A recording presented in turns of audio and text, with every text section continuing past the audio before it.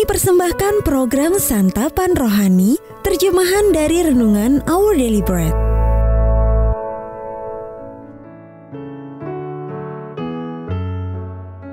Sahabat ODB, pembacaan Alkitab hari ini terambil dari Ratapan pasal yang ketiga, ayat yang ke-21 sampai dengan ayat yang ke-23. Ratapan pasal yang ketiga, ayat yang ke-21 sampai dengan ayat yang ke-23. Tetapi hal-hal inilah yang kuperhatikan. Oleh sebab itu aku akan berharap.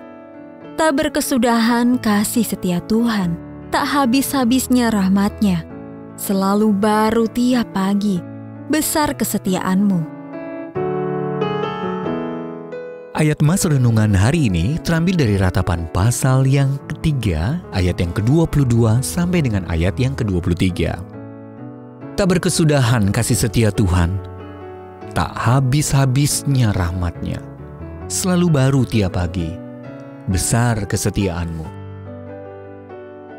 Judul renungan kali ini, Saat Tak Sanggup Lagi Melangkah, ditulis oleh Karen Huang. Sahabat ODB, pada tahun 2006, ayah saya didiagnosa menderita penyakit saraf yang membuatnya kehilangan ingatan, kemampuan berbicara, dan kendali atas gerak-gerik tubuhnya. Pada tahun 2011, beliau hanya bisa terbaring di tempat tidur dan dirawat oleh ibu saya di rumah. Masa-masa awal dari penyakitnya menjadi pengalaman yang kelam. Saya merasa takut karena saya tidak tahu bagaimana harus merawat orang sakit, dan saya mengkhawatirkan kondisi keuangan serta kesehatan ibu saya. Firman Allah di Ratapan pasal yang ketiga ayat yang ke-22 sering menolong saya untuk tetap bangun di pagi hari, di saat keadaan hati saya sedang muram. Tak berkesudahan kasih setia Tuhan, tak habis-habisnya rahmat-Nya. Kata dalam bahasa Ibrani yang dipakai untuk berkesudahan mempunyai arti terpakai habis atau sampai ke titik penghabisan.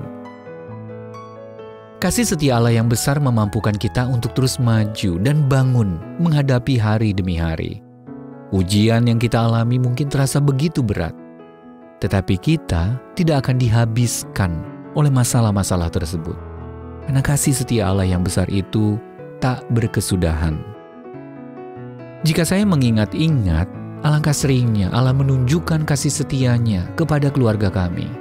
Saya melihat pemeliharaannya melalui kebaikan kerabat dan teman-teman, nasihat bijak dari dokter, kecukupan keuangan, dan keyakinan dalam hati kami bahwa suatu saat nanti ayah saya akan pulih kembali secara sempurna di surga. Sahabat ODB, bila saat ini Anda sedang melewati masa-masa suram, jangan putus harapan. Anda tidak akan dihabiskan oleh masalah yang Anda hadapi. Tetaplah mempercayai kasih dan pemeliharaan Allah atas diri kita.